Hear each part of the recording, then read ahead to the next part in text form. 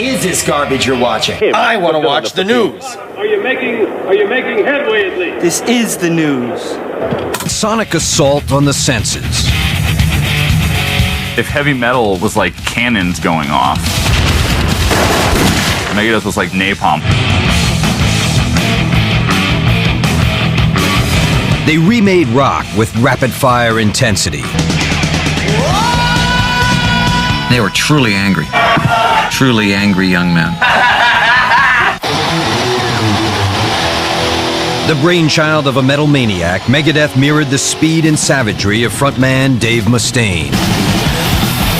He was just like a rabid dog, man. He would just be like, "Arr, arr." We didn't care about the future. We just wanted to be the most dangerous band on the planet. They thought, oh, yeah, you know, Megadeth. Here we go.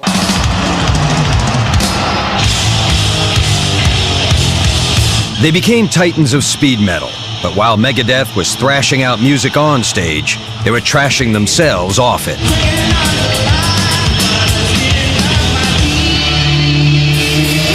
If you want to be great, you had to do heroin. And I thought, you know what, I want to be great. I was like, we ain't Kansas anymore, Toto. It was no bad boy image, man. We were just out of control. I mean, it was frightening. Hello, me. Meet the real me. For years, the man who brought Megadeth to life led the band in a race to oblivion.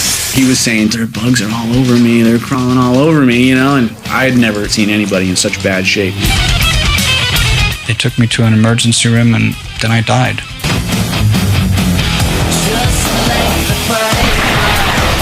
Now take a supersonic ride to the molten core of speed metal. Megadeth, the story behind the music.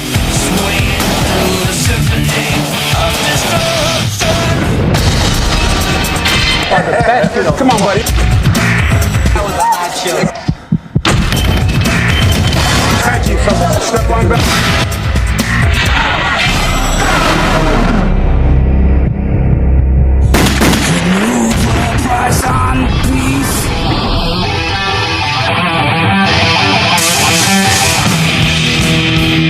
Nearly 20 years after the birth of Megadeth, the band's disciples still embrace its sound and cynicism with fanatical fervor. You feed off the energy of the music, the speed, the heaviness. You get to slam dance and stage dive.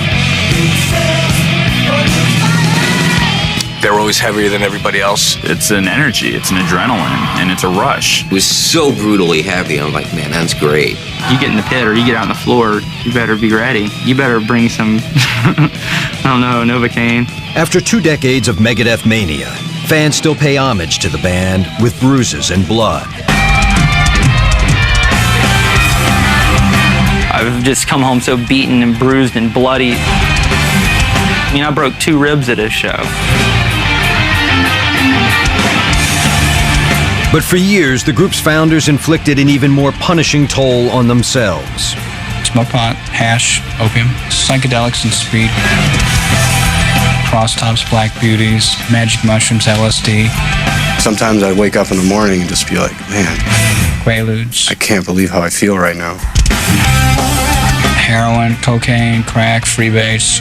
It's shocking to me that we're still around. Morphine, Demerol, China White. Frontman Dave Mustaine is Megadeth's chief architect of Armageddon.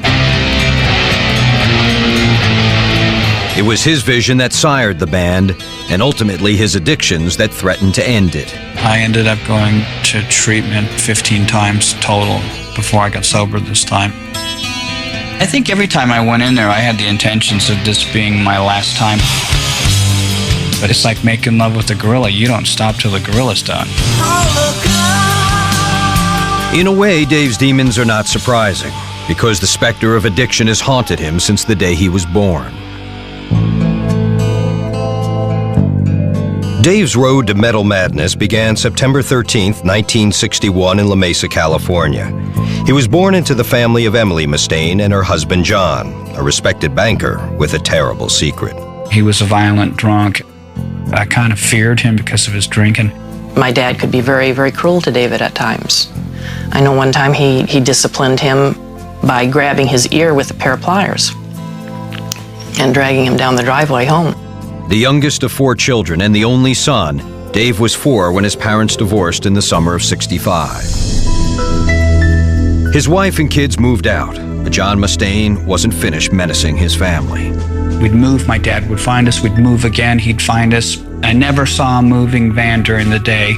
We'd always move at night, and he would find my mom and we'd run. There was little solace in a life on the run, although Dave and his sister Debbie were able to get some relief from music. She used to play like Cat Stevens and Elton John music. It's not time. I think that's where a lot of the melody that I learned came from was, Cat Stevens is a fantastic songwriter. You're still young, that's your fault. There's so much you have to go through. Dave's mother cleaned houses to support the family. She and the kids paid a heavy price for their reversal of fortune. We had hand-me-downs all the time, and kids would make fun of me pretty hard because you have pants and they're up around your ankle bones and stuff like that. Kids are wicked, In the fall of '69, when Dave was 8, Emily Mustaine scraped together enough money to buy Dave a guitar. His sisters didn't find Dave's early efforts encouraging. He was trying to teach himself how to play at that time. He said, you're making a lot of noise, put it away. You're never going to learn how to play a guitar. Debbie found something not to her liking, so she broke the guitar over my head. That kind of ended the guitar for a while. Dave soon found a more suitable outlet for the anger that was growing within him, playing catcher on a Little League baseball team. Nobody got past David coming into home plate. Even if he didn't have the ball, he'd block them. If they came and tried to cross the plate, I'd deck them. And the parents all hated me and would boo me whenever I would come up to bat or anything like that because I was, really mean. In February '75, the family moved in with his older sister Suzanne, who'd relocated to Stanton, California, and married a local cop named Bob Wilkie. A religious man, Bob saw nothing but the devil in a raucous record Dave brought home. Sad Wings of Destiny, great Judas Priest record, and he didn't like it. I said something he found unfavorable and clobbered me. By the time he was 15, Dave was ready to strike out on his own. So in the fall of '76, he got his own apartment, began selling pot, and dove headfirst into a world of drugs and music. I started to deal pot because there's not really any other way for a 15-year-old to make money besides peddling your ass, and I wasn't into that. And I was dealing drugs to someone who worked at a record store, and she would come and have sex with me during the day, and then she would drop off records, and I'd give her pot. And she'd go back to work. That's how I got my first Iron Maiden record. That's how I got my first Motorhead record. Full-blown English evil music. Part of the whole style I even have right now is obviously indebted to her being a dope fiend, By the spring of 1978, David dropped out of high school and picked up an electric guitar. I started to see the way people would fawn for guitar players. The girls were just crazy about these guys, and the guys would, give them drugs and alcohol and stuff like that. I thought, free pussy, free alcohol, free drugs, I'm in. Where do I sign up? Playing faster and heavier than his hard rock heroes, he soon cobbled together a speed metal band called Panic. And through the group's small-time gigs, he glimpsed the first signs of salvation. I liked the power that it gave me. I was very power drunk from it, and people knew my name and they wanted to hang around with me, and the quality of the girls were going up very rapidly, and I thought, this is great. At 17, Dave was his own man and afraid of nothing. In June of '78, he tracked down his father, John, and arranged to have a beer with him a few days later. But his father would never keep the appointment. I get a call from one of my sisters saying that he'd had an accident. My dad had a very serious aneurysm, and no one knew how to get a hold of the family. So it was about 2 days before they finally got a hold of me, and by that time it was too late to give permission to really do anything to help him. When Dave got the news from his sister Suzanne, he was in the midst of a drinking binge. Still, he raced to the hospital. I rode on a moped with a bottle of Old Granddad in my pocket, drinking straight whiskey, running red lights. I showed up drunk. My sister Suzanne, she looked at me and she said, "You're going to end up just like him." And I'll be damned if she wasn't right. John Mustaine died on June 23, 1978, but his death did nothing to slow his son's growing addictions.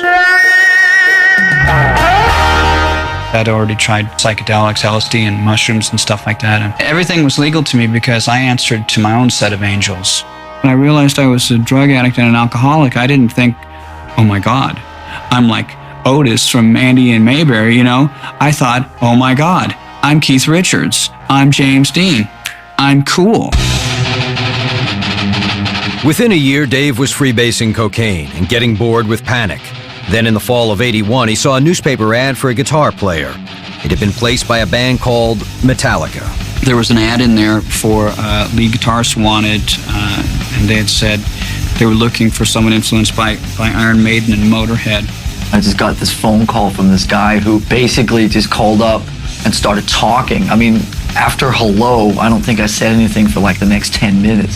He was just going blah, blah, blah, blah, blah, blah. So I go to audition for this band, and I took my amps and everything, and I plugged in, and I'm warming up. He had this shrieking lead sound that would cut through any soundproofing. Everything just was exploding out of everywhere of him. I said, well, are we going to audition? And they said, no, you got the job. Dave Mustaine believed he'd finally found a place in the world where he fit in. Wow! But his sanctuary would be short-lived. Next, Mustaine and Metallica duke it out. He was on the road to killing possibly all of us at one point. And later, Dave's Dance with Death. They took me to an emergency room, and then I died.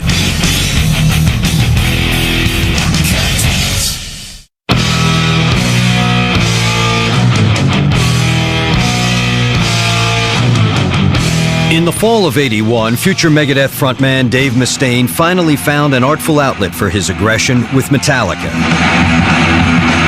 The band was at the cutting edge of a musical revolution called thrash, a fusion of punk rock and hardcore heavy metal.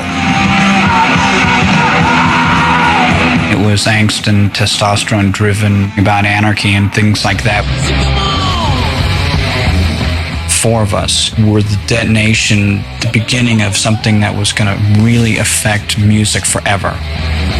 With songs like Jump in the Fire, Metallica cranked up the oral anger of seminal metal bands like Motorhead, clashing head-on with the glam groups dominating the LA music scene. So tell me what you think about glam rock. To me, glam rock stands, glam means gay LA music.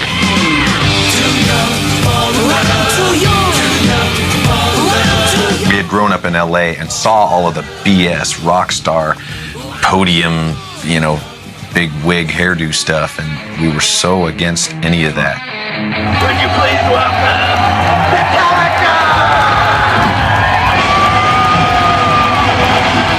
Metallica? Metallica spent a year perfecting their sonic jabs in clubs and studios, proving that their bad boy image was no act.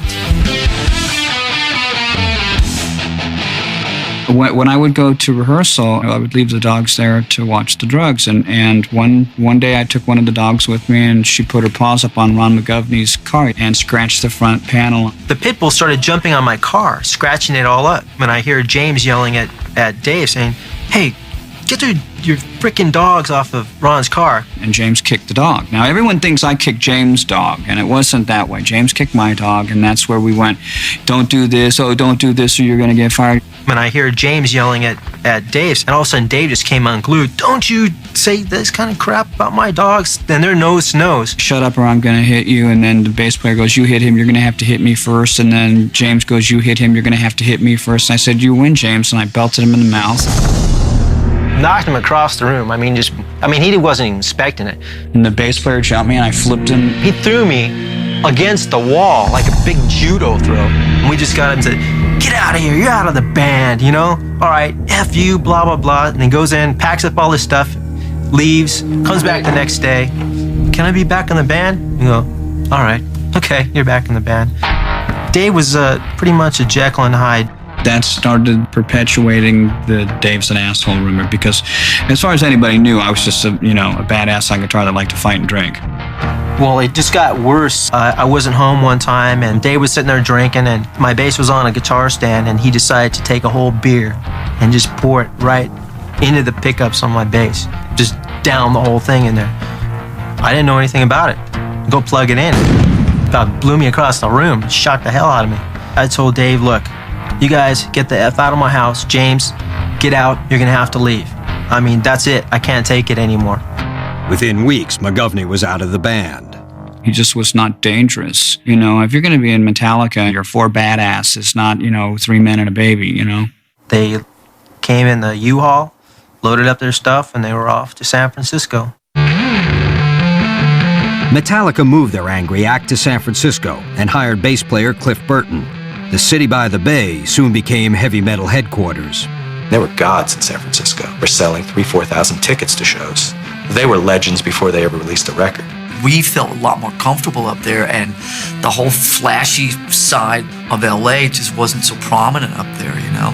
On stage, Dangerous Dave was part of Metallica's instant attraction.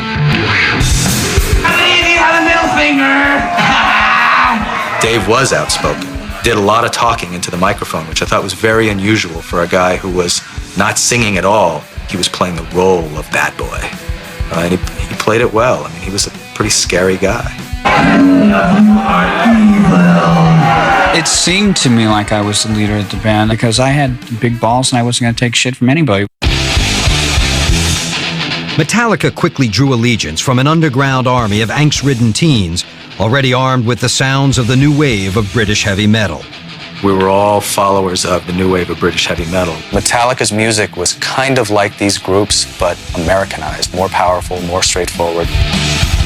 I had never heard like such a twin rhythm guitar kind of deal going on. Their music just had more speed or something to it, and it blew me away. So you couldn't read about it in mainstream magazines. You couldn't hear it on the radio. There certainly was no MTV or videos or VH1. It was really about a network.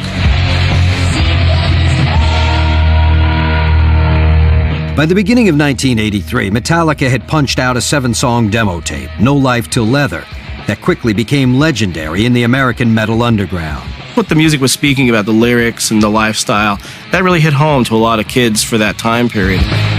We are you and you are us. On the No Life Till Leather demo, James says, we are Metallica, you are Metallica. And that was sort of the ethic that lived, you know, with all these fans and all these bands. That March, aspiring metal manager Johnny Zazula heard the tape and convinced Metallica to move to New York. Hey, are you planning to do any recording soon? May 1st, Rochester, New York. With James Hetfield's pickup in tow, Metallica hit the road in a U-Haul. The back went down and you were locked in there, and whatever happened back there, if you could afford a flashlight, you were king, you know? But there was no light, no anything back there. You just get rotted and sleep, you know, hopefully. And hope the gear didn't fall and crush you. While I was in the back of this truck, rust came down from the ceiling and got in my eyes. I said, I gotta get to an emergency room because I've got metal shavings in my eyes. And they didn't want to stop till we got to Old Bridge. Dave's dark side soon got the best of him. There's two kinds of drunks. There's happy drunks and there's violent drunks. And I would get violent.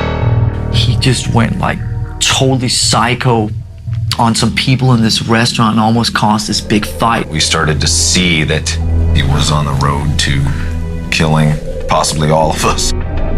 Before they even reached New York, James and Lars were listening to other bands' demos, hoping to find a replacement for Dave Mustaine.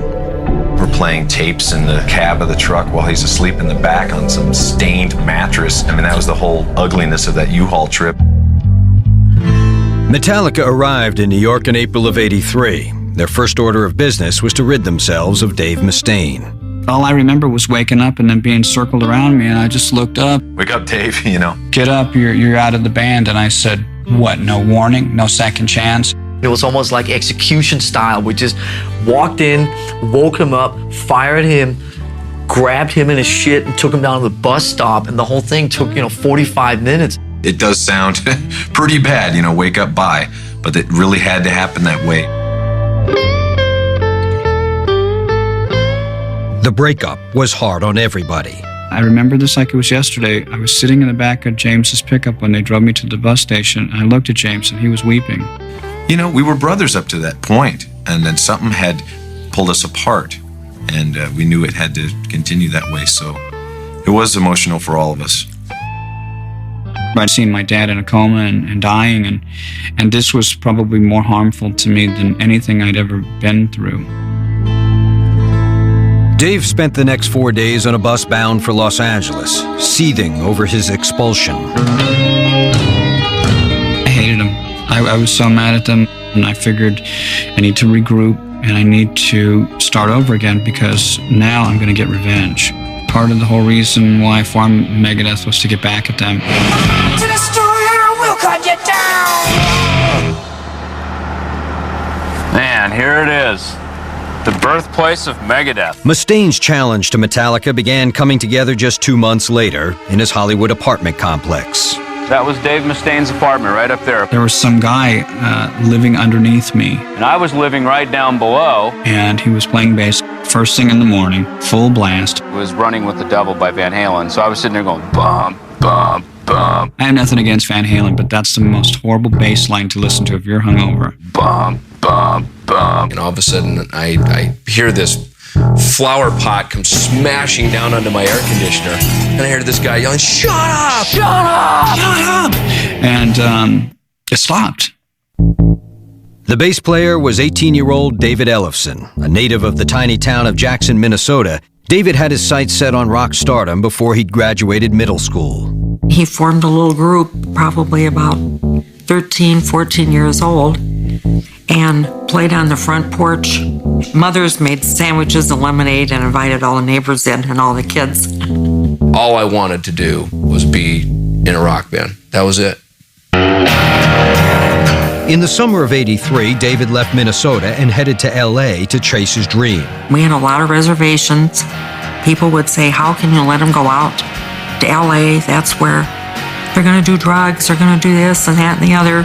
But we thought, well, he was going to school and we just had to kind of trust along the way. I told my parents, well, look, there's a school out there called Musicians Institute. And maybe I'll go there. Although he was accepted into the school, David would never take a class because within days, he collided with Dave Mustaine. Well, these neighbors aren't too friendly here in California like they are back in Minnesota. I hear this on my door, and I open the door, and there's these two kids. Gives me this kind of like condescending look. The infamous Mustaine snarl. And they go, hey, you know where to get some cigarettes? And I went, yeah, down the street at the liquor store, and slams the door in my face. Hey, are you old enough to buy beer? And I said, now you're talking. We hooked up and went down the street, got a case of Heineken. The rest is history. That's how David Ellefson got in the band. Mustaine quickly took Ellefson under his wing, introducing him to hard drugs and a frantic musical style.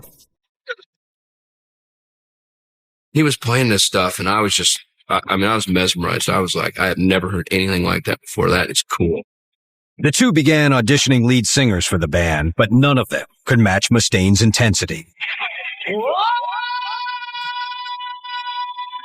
Dave was driven, you know? I mean, you can almost say that he is possessed. You know, I remember the night that Dave just said, you know, fuck it, I'm just going to sing, you know? Even before the band's lineup was complete, Dave Mustaine had settled on a name for it, a word he'd stumbled upon during his darkest hour. When I came home from New York in the bus, there was a handbill.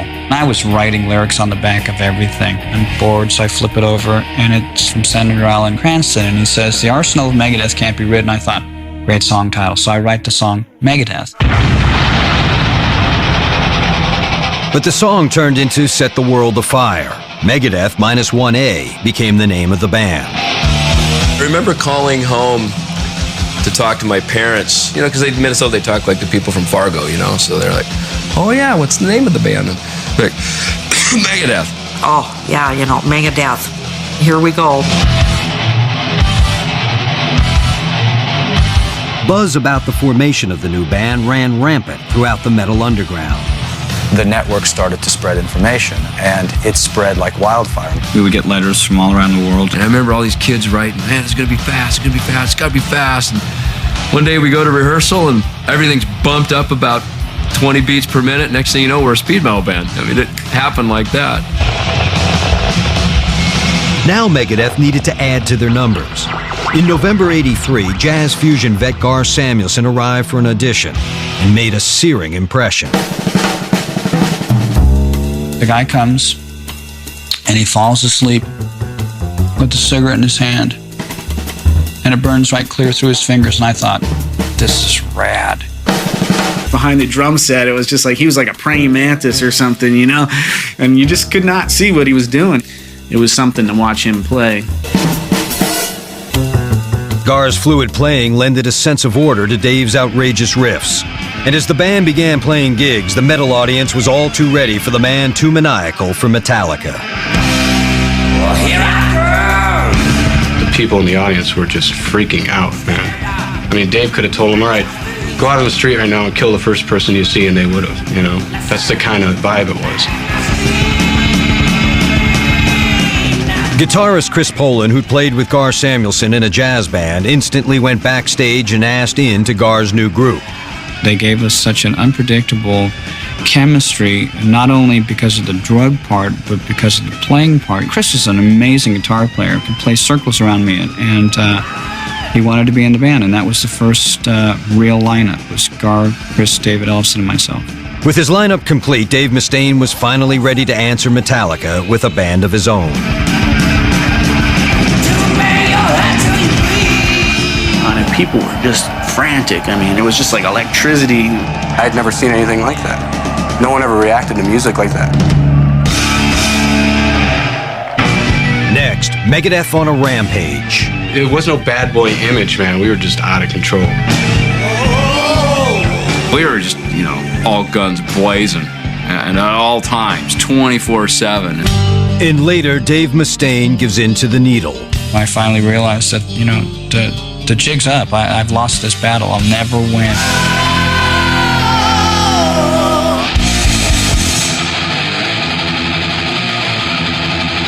Just months after his expulsion from Metallica, Dave Mustaine rebounded by forming a rival band called Megadeth. But in the winter of '83, his old bandmates stole his thunder when they released their debut album, Kill 'Em All. I remember the day Kill 'Em All came out, and I listened to it, and I heard the first song, and my stuff was on there.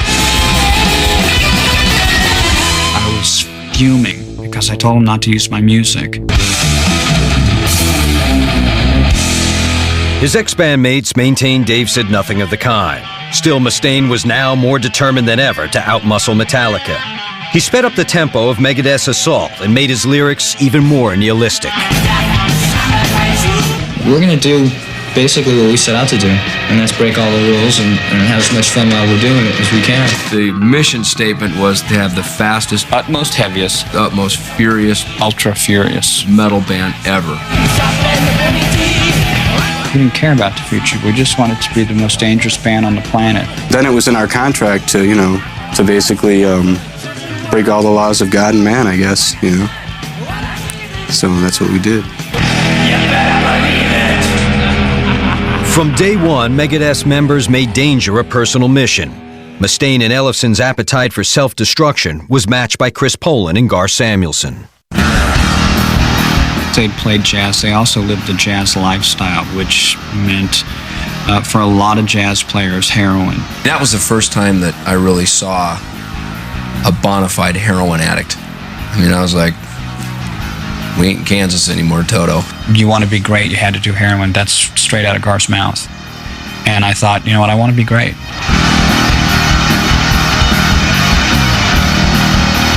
While Chris and Gar were full-blown junkies, Mustaine and Ellefson were soon snorting heroin and mixing it with cocaine, a deadly cocktail known as a speedball.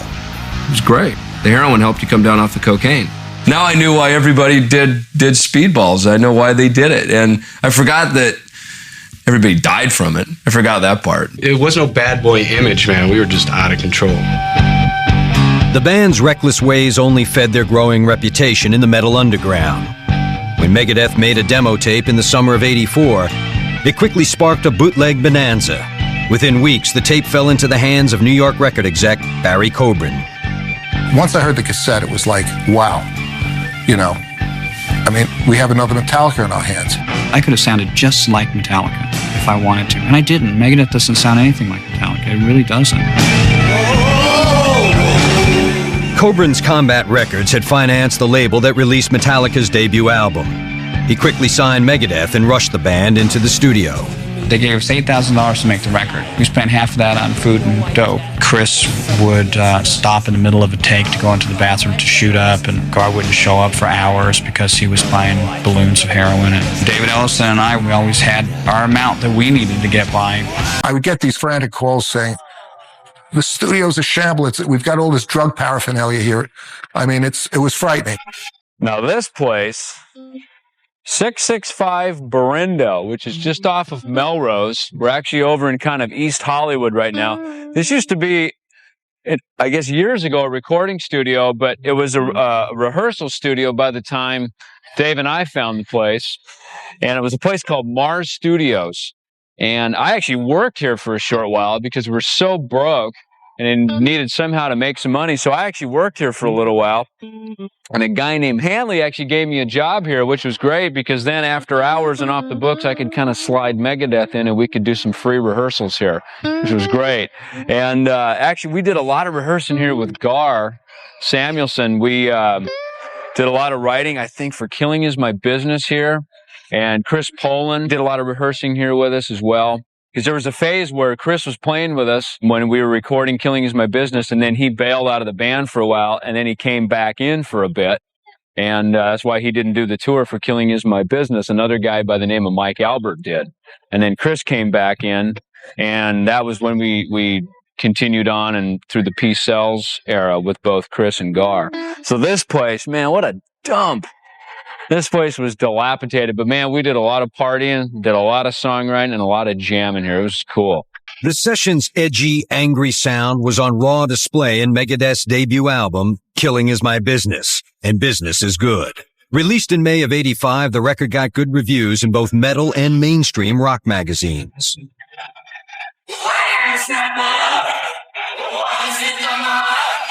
And while the music was a tour de force, the album's artwork was more of a joke. Somewhere we fucked up the artwork. We lost the artwork, and it caused a major to-do. Dave had wanted an illustration of his own creation, Vic Rattlehead, to adorn the cover of the album, but the label had another idea. The first album cover was not the way we wanted it. It's a plastic skull with tinfoil on it and bones with pickles and ketchup on it. And I'm looking at it, I'm thinking, boy, did we get cheated. The first thing I thought of was low budget, but the title made up for everything. With an album to support, Megadeth began peeling the paint from concert venues from coast to coast. The early days, we didn't have any place to live, so going on the road was great. We finally had a place to live. You know, and I remember like looking at the itinerary or something and going, oh man, the tour's going to end. Now what am I going to do? Now who am I going to go back to LA and live with? During the next 4 years, they would rarely come off the road. We'd be driving around the country in a motorhome. Doing heroin and coke every day. And just psycho. You know, we're out of our minds and playing clubs. Smoking pot every day and drinking every day. We never went to sleep. We just passed out. It's like the closest four guys ever get to each other without actually having sex with each other. But if the band provoked hysteria in the heavy metal underground, they provoked horror in the world above. We'd pull into truck stops and Gar would go in and buy like pickled pig's feet and a couple of beers. We would go into some of these little podunk redneck truck stops and they kind of look at you like you're the devil incarnate, and then they ask you who you are. Chris gets funny with them and he goes, oh, we're a gospel act. I go, Megadeth. And they'd be, Megadeth. Huh. And you just go, oh my God, they're going to be waiting for us outside with pitchforks right now. Parents criticized Megadeth for their hellacious looks and violent lyrics, but the music hit a nerve with America's disenfranchised youth. I was a 13-year-old kid. It's everything you're looking for because you're so pissed off at the world. You know what I mean? It just empowers you. I mean, it's just powerful music. They were truly angry young men. By the spring of '86, Megadeth was developing a national reputation. Still, it paled next to that of Metallica. They were leaving us behind. They were taking off. They were doing really good, and it was burning me up. He hated everything. He hated himself. He hated me. He hated the company. He felt that he could not break through unless he was on a major label. The band's debut album had sold 100,000 copies, a decent tally for an independent label release, but not good enough for Dave Mustaine. He was just like a rabid dog, man. He would just be like, arr, arr. We said, hey, it's a process. We're growing up together. But he felt that we couldn't get him to the next level. So there was a tremendous anxiety between label and band and Dave. The last thing we wanted to do was sell Megadeth. But he was in a mode of denial that was kind of scary. In the summer of '86, Coburn sold Megadeth's contract to Capitol Records. We recently made a pretty large step in life. We're now on a label called Capitol. Thanks to everybody out here that's been supporting us. That November, the new label released Megadeth's follow-up album. Peace Sells, But Who's Buying was a quantum leap, both in terms of its quality and its complexity. I think the thing that separated Megadeth from a lot of the other heavy metal bands was that it wasn't just, let's see how fast we can play and let's see how many demons and devils we can sing about. Dave Mustaine liked to really write about lyrics that meant something. This is a new way. I'll be the first in line. I was like a really big fan of Peace Sells. The second record I thought was an awesome heavy metal record at that time.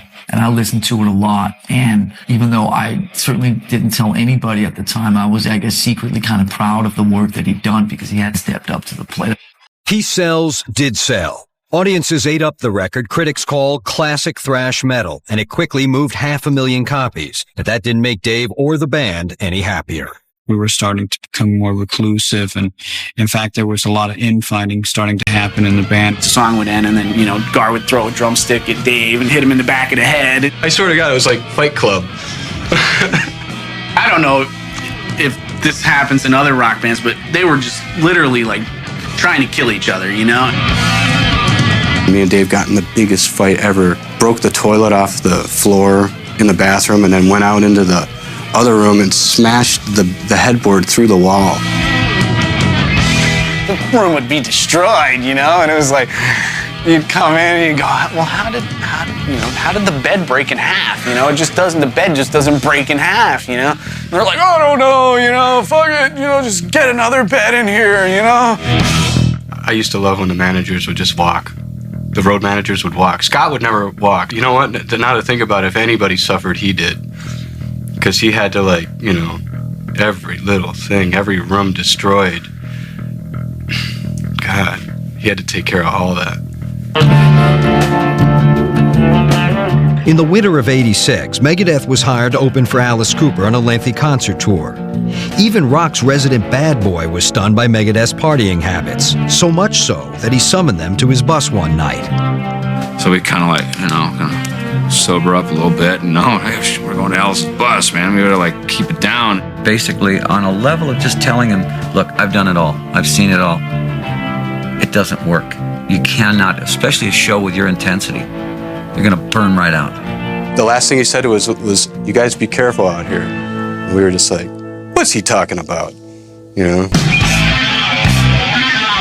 Cooper's words fell on deaf ears, and Megadeth's hardcore habits began to affect their performance on stage, especially when it was difficult to get heroin, and they were in need of a fix.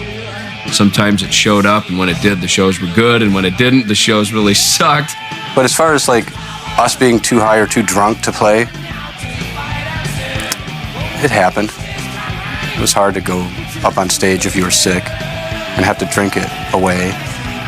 And then you had to find that point where you wouldn't be too drunk to play, so it was kind of almost like a science, I guess, I don't know. But when we were on, no one could touch us at what we did. The band ignored repeated pleas from friends to slow down. But after years of hardcore drug abuse, Dave Mustaine was beginning to crack up. He literally lost his mind, where he was saying to me, Scott, you have to, you gotta check out my arm right here. There's something moving underneath there. And he's like, they're all over me, their bugs are all over me, they're crawling all over me, and I had never experienced anything like that, seen anybody in such bad shape. He would go into these total personality changes and either go really violent or, be super nice. So it was always kind of like, which Dave are we going to get tonight? Chris and Gar weren't doing much better. Looking to increase their already prodigious drug intake, they asked Dave, the group's sole songwriter, for an increased share of Megadeth's profits. When Dave refused, Chris started pawning the band's gear to feed his growing habit. Almost every week I would go to rehearsal and some of Gar's cymbals were gone because he'd hawk it for dope, or some of my guitars were gone because Chris Poland would hawk my guitars for dope. Sometimes when you're short of cash, my whole back line was gone one year. I was crazy. I remember our manager, he goes, your stuff's where? I pawned it all, man. And they'd go, all right. And they had to go down. It'd be and they'd go to this pawn shop and it'd be 2 whole stacks, foreheads. The guy at the pawn shop would be like, damn it. I was a drug addict, man. It's not something I'm proud of, and I can look back and laugh now, and I'm lucky I can, We just realized it was done. It wasn't going to work with those two in the band anymore. To tell you the truth, I was like,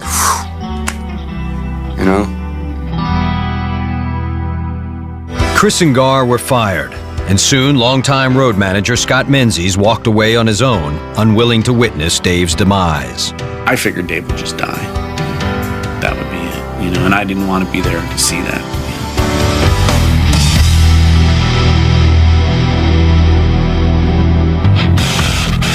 Next, Mustaine and Ellefson bottom out. We're 4 albums into Megadeth's career and didn't have a dime to my name. And later, Megadeth loses a member of the family. I pretty much came to the conclusion that the music world had lost a true giant. By the summer of '87, just 4 years after the band was born, Megadeth seemed on the verge of a meltdown.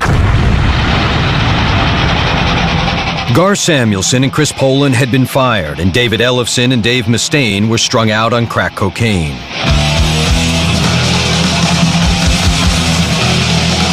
I would do that first hit of crack and I would be gone for 3 days, 5 days sometimes. Once I put something into my body, I can't stop. I was definitely his partner in crime and slime all the way down.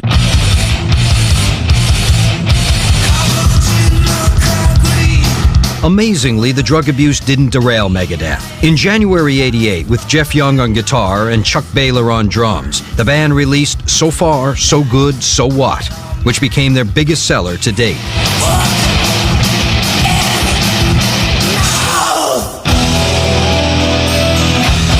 The album also revealed a different side of Dave Mustaine. His song, In My Darkest Hour, was a metal elegy to Metallica bassist Cliff Burton, who died in a bus accident in September of '86. As soon as I heard, I just picked up my guitar and I started crying, and I just wrote the song, the music, in one fell swoop from beginning to end.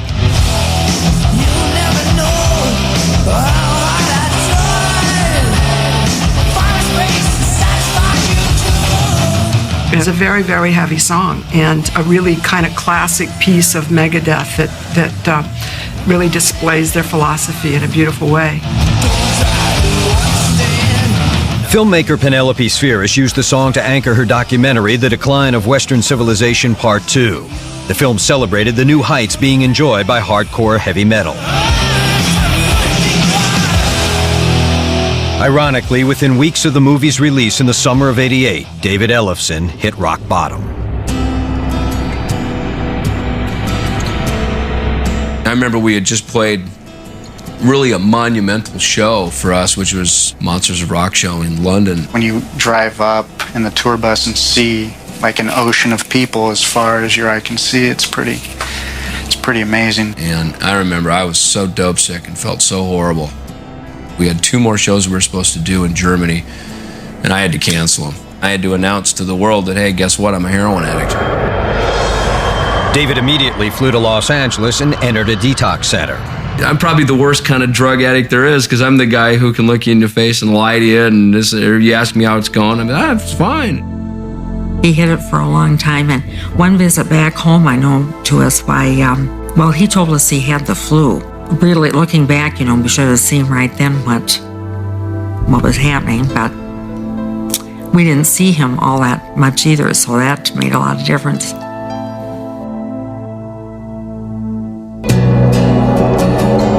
With his partner in crime surrendering his sins, Dave Mustaine went too, the first of 15 trips to rehab.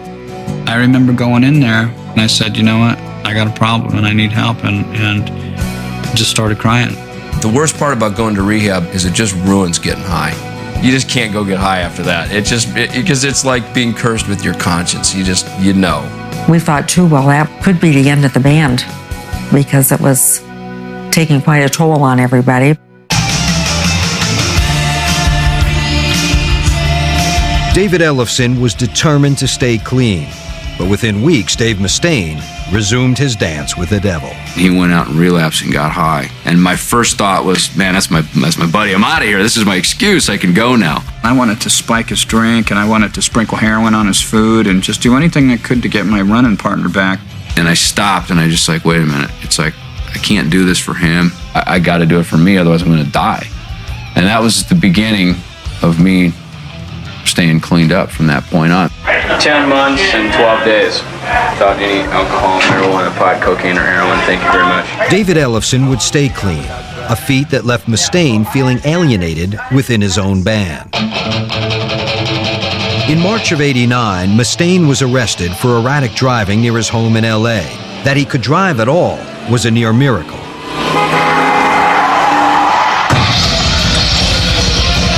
I had 7 different things on me and about 9 different chemicals in me. I had no more intention of stopping there than I had of pulling my own eyelids off. I remember telling him, Dave, just pick one. Heroin, freebasing, pot, drinking, whatever it's going to be, but mixing all the stuff. I remember I was having nightmares about him in a casket. That fall, Dave was asked to cover an Alice Cooper song for the Wes Craven film Shocker. By then, Dave could barely function. They called me to do the video for Mr. Nice Guy. And Dave was so screwed up, he couldn't do the guitar playing and the lyrics at the same time. I mean, I was freaking out going, I gotta get this video done, and this guy, you know, can't walk and chew gum here. In a move that seemed out of character for the metal maniac, Dave reached out for help. I called Alice, and he actually made a gesture to help me. I mean, I'm not Dr. Cooper, but I definitely was the poster boy for abuse. I basically became his mentor when it came to that stuff. I told him, I said, if you get a problem, call me. I went to church incognito when everybody rose. I can't remember if he offered or I asked him to be my godfather, but it came out so that he's my godfather now. With Alice Cooper's help, Dave made another attempt to go straight, one that would last for over a year. The winter of '89, Megadeth underwent yet another change in its lineup. When Dave and I first met, the idea wasn't, well, it's you and me, and we're going to have this revolving door of a drummer and guitar player. That was never the case. Drummer Chuck Baylor was fired. Soon after, Mustaine dismissed Jeff Young. Dave suspected the guitarist of having an affair with his girlfriend at the time, Diana. Dave called me up and said, you're trying to make something happen with Diana, and I'm going to fire you from this band. I said, that's it. I said, Jeff, you're out. I think it was the paranoia that was caused by the freebasing that he was doing, where he accused me of trying to have an affair with Diana, which was untrue. And I say, you're still fired. And that was the Jeff Young saga. In the spring of '90, Megadeth entered the studio with 2 new members, guitarist Marty Friedman and drummer Nick Menza. When I got into the band, I heard all these wild stories about drugs and addiction this and just insanity that. They were way cookies and milk compared to any image that people were telling me about. When the band emerged in October '90, they'd molded a heavy metal masterwork. Lauded for complicated compositions like Hangar 18, Rust in Peace hit number 23 on the charts and quickly went platinum. That album was really a landmark record for Megadeth. It established them not just as a heavy metal force, but it's just the musical masterminds, really, that they get a lot of credit for being at this point. We were rebuilding the beast. Megadeth's time had come, and that was really the time for us to go out and conquer and claim what we've been wanting to get for a long time. The challenge was a difficult one. Mustaine and Ellefson were physically ravaged and flat broke. We're 4 albums into Megadeth's career and didn't have a dime to my name. You're spending $300 to $500 a day, every day, snorting cocaine and heroin. You're going to have money problems. Those metal kids were looking up to us like we're, big metal superstars. And little did they know, I had probably upwards of $200,000 of tax debt and credit card debt because I'd been strung out on dope. To further the ironies, Dave Mustaine became the poster boy for MTV's Rock the Vote. This convention will be taking place until Thursday, and God willing, we'll get some solutions by then. This is Dave Mustaine for MTV News, reminding you, register to vote.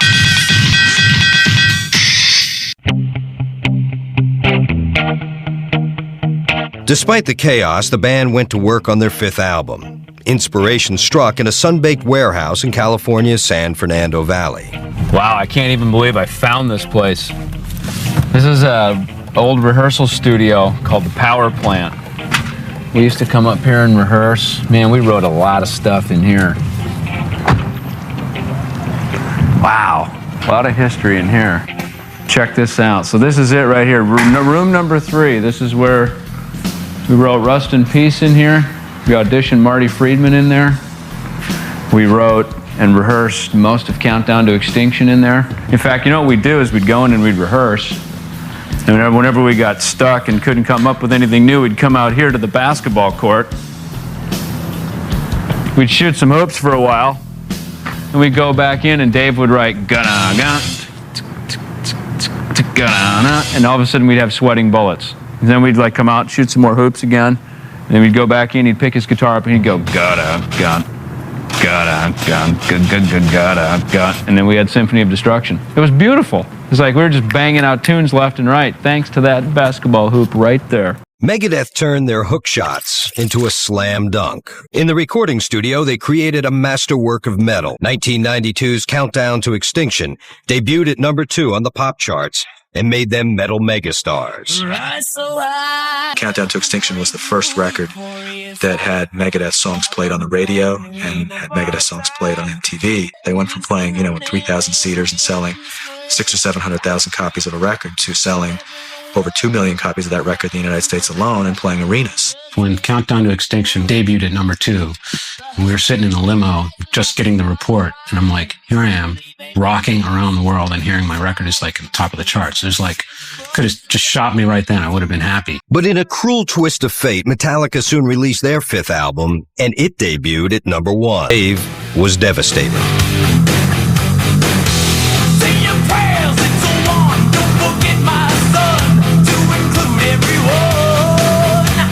The success didn't matter. Countdown to Extinction was double platinum. That didn't matter. I had the house, I had the wife, I had the kid, I had everything, but I had nothing because I was still comparing myself to my previous band. Hello, me. Meet the real me. In my misfits way of life. It's like you pull up to a stoplight, and you have your own car, and so do they. They're both Mercedes, but yours says smaller number. I mean, it's like, there's still that penis envy. I witnessed that anger, at the point where Dave had sold millions of records and had millions of adoring fans. He was still angry. He still was motivated by revenge. You could see the decline of Dave slipping back into the old stuff again and getting high. And it was weird because, we were at the pinnacle of our career at that point. We were playing arenas and it was big.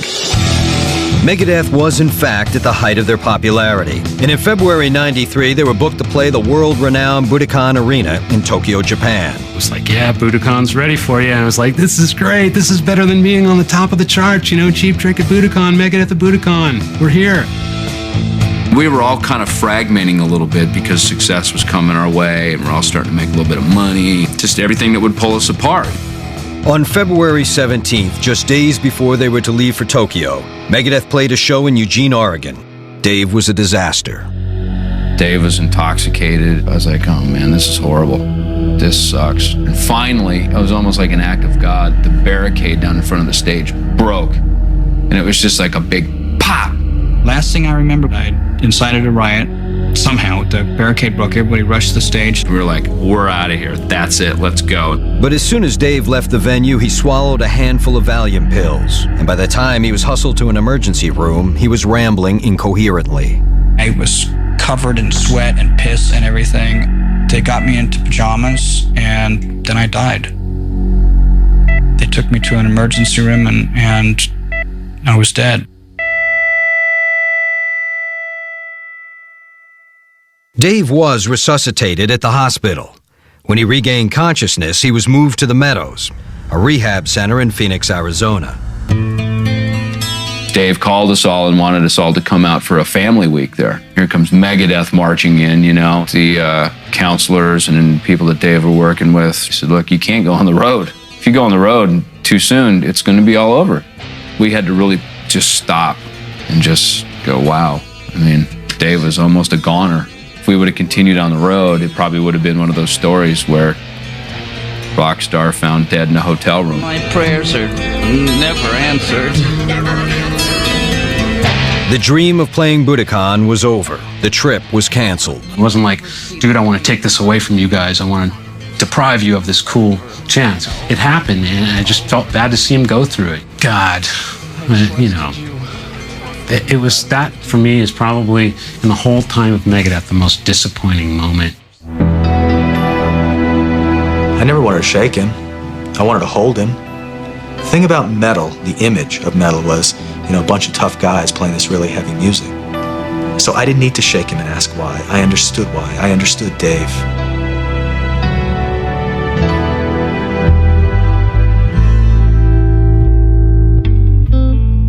After rehab, Dave tried to live his life by new rules, including group therapy sessions scheduled around rehearsals. Now we're like, oh, and after rehearsal, we're going to have to go over to a group therapy meeting. And, that's so on rock and roll. What is this all about? It was the most excruciating thing. You know, I'm sitting here and I'm listening to people that I'm basically paying their mortgage. I'm feeding them and their families, tell me that I'm a bad guy. It was like having your butt hairs pulled out very slowly. Attempting to stay clean, Dave no longer tolerated any drug use by his bandmates. So when he suspected Nick Menza was intoxicated, Dave snapped. We had talked to our tour manager and he said, Nick, I want you to give me a urine test. And he said no, and I quit.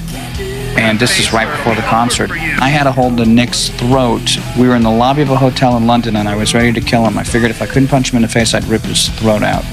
You know what? He's messing with my bread and butter. I mean, he's affecting my income, which is messing around with my family, and, you know, I had it. Although intolerant of drug use within his own band, it wasn't long before Dave was back to battling his old demons. But in the summer of '93, he sobered up long enough to take part in a classic concert bill. In a series of European shows, Megadeth opened for Metallica, a once-in-a-lifetime battle of the bands. We had pretty much avoided it just because of the competition, and at that point, we finally welcomed it. You know, said let's see who's got the cojones now, and who's gonna rule the stage. Of course, it was something that had been talked about for years. You know, would Metallica and Megadeth ever share a stage together? To get a chance to play with them again, some way down the line, in some way would be awesome. It was the first time that Metallica had acknowledged that Megadeth were, you know, worthy enough. It could have been a real big nightmare, but it turned out to be so cool. It was awesome that it happened, and in some way, I think it kind of broke the ice. Unaware of Mustaine's recent drug overdose, his former bandmates greeted him with a grim practical joke. I remember clearly we were sitting in the dressing room and he came in really meekly to sort of say hello, and you were like over in the corner, like laying out lines made of like, you know, sugar or something. Yeah, we wound him up pretty good. Right, and so you know, nasty. it was pretty. It could have been pretty evil. You know, we had no idea where his personality was at that point, but it was evil. You know, hopefully, you know, he took that as a funny thing. The concerts were both cathartic and cruel for Dave, who kept a critical eye on Kirk Hammett, the guitarist who had taken his place in Metallica. The first time that I heard how long that they allowed Kirk to do his solo, I thought, God, he's horrible. I remember him just sitting backstage, just kind of watching the whole thing, and you know, I was feeling for him. I thought, this is supposed to be me. You know, I'm over it now, and I can see how hard he tries to do what he does. I mean, I think he makes really good use of what talent he has. Despite his envy, overall, the tour was a high point for Mustaine. Metallica really showed Dave and the group a real respect for all the time Dave spent seeking revenge and all the time Dave spent tortured because the band he got thrown out of became the biggest band in the world. I think this felt really good to Dave, and I think it felt really good to the guys in Metallica. But in the months that followed, Dave resumed his march toward death's door. Part of me wanted to go help him, but you can't help somebody who doesn't want to be helped. And, you know, Dave obviously probably didn't, he probably looked at me like I was some kind of a fink or a narc or something. He didn't want to be around me, you know. It was hard. It was hard to see somebody you love hurt that bad. It was hard to see somebody you love lose control like that. Not long after Megadeth released the album Euthanasia, Dave began shooting heroin for the first time. As soon as I started using the needle, I finally realized that, the jig's up. I've lost this battle. I'll never win. In November '95, friends finally accosted him outside a studio in Hollywood, just blocks from where Megadeth had been born a dozen years before. I said, don't touch me. I don't want you to touch me. I didn't want anybody to touch me. I said, I'm going to go back in and shoot up one more time, and then I'll go to treatment. And they didn't let me, thank God, because I probably would have died. Dave Mustaine immediately entered a California rehab clinic. It was his 15th attempt at getting sober. It's been over 5 years. Man, I'm not a bad dude. I'm a sick dude. It's like a disease is a disease, and people don't recognize alcoholism and drug addiction as a disease. They think it's a weakness. Dave feels he's conquered his demons now. But it was a lesson that took 20 years of drug abuse, over a dozen trips to rehab, and one journey beyond the grave to learn. We lost business opportunities for Megadeth because business opportunities were secondary to life opportunities. There would be no business opportunities if Dave was dead. You're like, man, not only did you get a second chance at a second career, but you've had like 9 lives within this one. I know now without a doubt that I have a disease, and it's not that I'm a weak person, it's just I got a sickness. Dave Mustaine has been clean ever since, leaving him free to rekindle his relationship with his running partner, David Ellefson. It's like you've gone to hell and come back. Dave's the only one that's been able to really put his finger on what makes me tick and be able to, stick with this thing. A lot of what the last umpteen years was about for Dave and I was about getting back on the same page again, and it was cool. It was almost like two guys getting to know each other all over again. With a bond of brotherhood stronger than ever, Megadeth returned to the studio. To pump up their next release, they hired manager Bud Prager, the man who helped fashion Foreigner into a pop sensation. Bud comes in and he starts working with me, and we looked at the lyrics and made all the lyrics work and made all the melodies and everything work. He'd sold over 80 million records in America alone. And I thought, okay, my 20 million records around the world, your 80 million records in America. He's got me. So I wanted to listen. Released in June of '97, Cryptic Writings was a huge hit. The single, Trust, shot to #1, the first of 3 to blaze into the top 20. It was still real hard, real heavy, real rock, good amount of metal, good amount of heavy, just kind of mainstream rock, and then some other things that we had tried, and it worked. Dave always seemed to have this little battle going on inside him. Do I want to write pop songs or do I want to write metal songs? And I think Cryptic Writings was the record where he successfully took all of that and merged it into just a brilliant album. Although Cryptic Writings was both a critical and commercial smash, success would not bring complete harmony to the band. I'd already talked to Marty Friedman during Cryptic Writings tour about getting rid of Nick at the end of the tour because we just were not getting along anymore. In the summer of '98, Dave fired Nick Menza, his drummer of nearly a decade. Former Suicidal Tendencies drummer Jimmy DeGrasso immediately joined the band mid-tour. I told Jimmy DeGrasso to come on. He came out, 5 days notice. They were in the middle of a tour. I had like 3 days to learn all the songs. So I was just like staying up all night, pacing around the hotel with a Walkman on and like a pot of coffee. No sound check. We did a line check in Fresno, outdoor gig. So everyone heard everything we did, and intro tape rolls, Jimmy hits 1, 2, 3, 4, boom. The whole concert, not a hitch. Seven Dust and Monster Magnet are on the side of the stage with their arms like this, watching us, waiting for a train wreck that never happened, and I knew I'd made the right decision. In the summer of '99, Mustaine and Ellefson got a grim reminder of the perils of Megadeth's early drug abuse. The band's original drummer, Gar Samuelson, was gravely ill with liver disease. When Gar started to get sick, I went down to visit him, and like a week later, he had passed away on Bastille Day.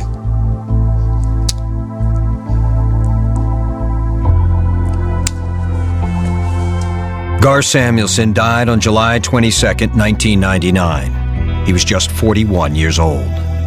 Dave called me up and told me, he said, Gar's dead. And for a minute, I got goosebumps. I got goosebumps just now even talking about it, just remembering it. I pretty much came to the conclusion that the music world had lost a true giant.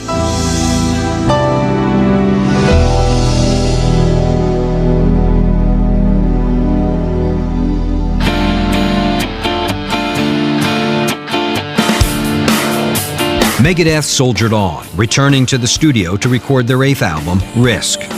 Hoping to repeat their success of Cryptic Writings, Risk was an even more melodic departure from their trademark heavy sound.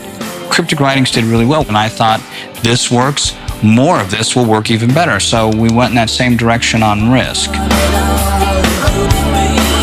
Released in August of '99, Risk went gold, but the album suffered a harsh backlash from hardcore fans and critics alike. Risk was a risk, and I don't think it went over as well as people had hoped it would. It was a lot more pop than it was metal. I think he was hoping to have more success at radio with the record, and it didn't come. We knew it was going to be one of those records that is going to be hit or miss in a very big way. It's either going to be enormous or it's going to be a terrible failure. That's why we called it Risk. The criticism caused longtime guitarist Marty Friedman to question his future with the band. And I just happen to be a pop guy. I love pop music. I love rock music. I'm not the greatest fan of heavy metal, thrash metal. After a decade of assaulting audiences with ear-splitting metal riffs, Marty Friedman had had enough. I was no longer interested in the music and what was best for the band. You play long enough in a band and you start to do it on autopilot. You might be like, come on, man, what's really going on here? Why would you quit right now? You know, I mean, you're in this far. Why would you quit? And he's like, I just don't want to do this anymore. I just don't want to play this kind of music, and I'm into doing some other things.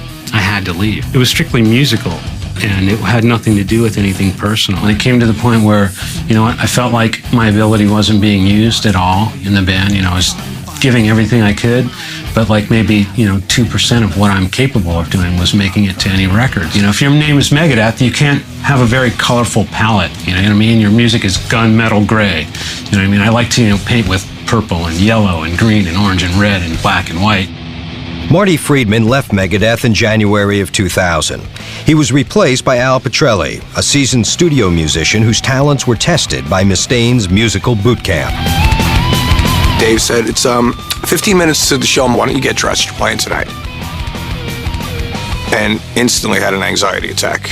I'm playing somebody else's guitar in somebody else's band and really never did the formal rehearsing. With the new additions of Jimmy and Al, Dave saw to it that his band was tighter than ever. Being a session guitar player in New York, you walk in, they put a chart in front of you, you read it, you play it, you're done. And I'd be home in time for The Simpsons. This isn't how this was working, and Dave would test me every day. We get in the studio, he's like, well, I'll do this, and I can do that and match him. Or I'll play something on my bass drums and he can match it on guitar, and it's kind of cool. Sit down, me and him together, and he'd go over every nuance of every note and every song in the set. And this went on for the better part of a year. So I'm like, this guy's relentless. But that's why he is who he is, and the band is as successful as they are. Whether taskmaster or teacher, Mustaine has always been a man of commitment. He's got an honor code about him that's pretty intense. If he says he's going to do something, he'll do it. While in rehab, Dave Mustaine would get on the phone and do his interviews. He would get on stage, while throwing up from having too many drugs or not enough drugs in him. I've never walked off stage. I've always shown up, no matter how dope sick I was. Dave is not a man of half measures. He's a man who commits completely to everything he chooses to do. Dave understood that drugs were going to destroy him, his life, and his career, but he made that choice. He went from being a skinny, little, obnoxious punk to being a really centered, intelligent person. The guy's been reborn. Dave's commitment extends to every aspect of his life these days. Married in '91, Dave and his wife Pamela have 2 children, Justice and Electra. To be a member of a big giant rock band comes with tremendous responsibility. You pay a dear price. You pay the price of privacy, you pay the price of spending any significant time with your family, and Dave paid that price. And although he didn't verbalize it to me, his actions kind of dictated that in this new commitment to recovery, he was committed to spending time with his wife and his kids. Dave Mustaine has seen a life full of challenges. But his life has become influential beyond powerful riffs and political statements. At the time I met Dave, my life was a wreck. He offered to help me if I was willing. I thought about it for a couple of days, and I knew that it was going to be serious because I knew I couldn't bullshit Dave Mustaine. Mega fan and friend Eric Cogdell approached Dave Mustaine for an autograph while battling his own addictions. We spoke every day since, or I've at least, checked in with him every day since for the past, 3.5 years. I feel like I owe my life to him, I feel that God put Dave Mustaine in my life, in order to save me. For those who are part of Megadeth today, the focus is exclusively on the music. Once we got our act cleaned up, then we became the streamlined operation. Wherever Megadeth went, man, it was like a military operation. It's like we just came in and destroyed and left. I know what I'm doing, and I'm doing what I know. One of the first things Dave said to me is like, when you walk off of this bus or walk out of your hotel room, you will be dressed properly. And for God's sakes, get rid of those circles under your eyes. Megadeth released their 9th album in May 2001. The World Needs a Hero is an uncompromising return to the band's hard-rocking roots.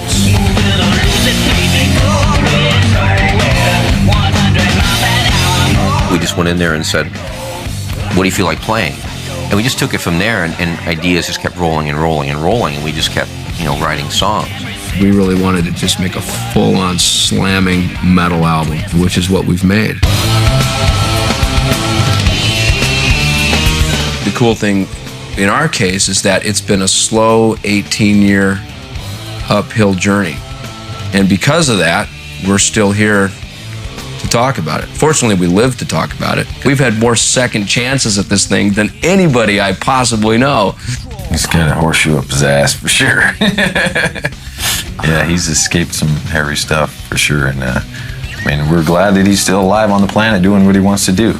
Wherever Megadeth goes in the future, its place in heavy metal history is already secure, thanks largely to a guitar genius named Dave Mustaine. He's one of the major influences as far as guitar playing. He was certainly one of the founders of that seriously crunch, mid-range, just balls-out rhythm tone. Megadeth has been one of the world's biggest heavy metal bands for 16 years now. He's been doing something right. If you have the privilege of penetrating the real Dave Mustaine, you know what a great guy he is. People want stuff that's gonna, make you want to fuck or fight. And, I know you're gonna beep that, but that's what they want from us. They want heavy music that's gonna get you stirred up and think. He's deep and he's wicked and he's uncompromising, so I think for all that, he'll go down in history as a pretty cool dude. I wanted to be important and I wanted to fit in. And I found the place where I fit in, and if it all ended tonight, I could say that I had a good run.